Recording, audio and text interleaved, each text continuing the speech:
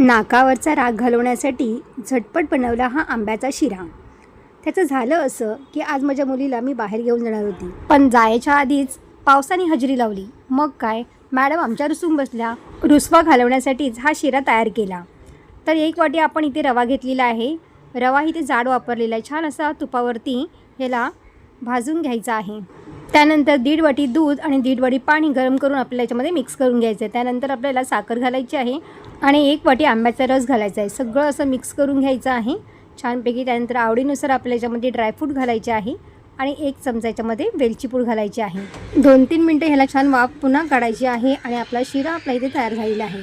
वासाने छान सुगंध सुटला होता घरभर। तिला कळलं होतं की मम्मी काहीतरी छानपैकी बनवत आहे। सविस्तर व्हिडिओ जर तुम्हाला पाहायचा असेल तर चॅनलला व्हिडिओ अपलोड केलेला आहे, नक्की जाऊन चेक करा। तर अशा पद्धतीने हा शिरा तयार झालेला आहे आणि शिरा खाऊन मुलीचा रक्त कुठच्या कुठे निघून गेला। नक्की तुम्ही पण ट्राय करा। थँक्यू।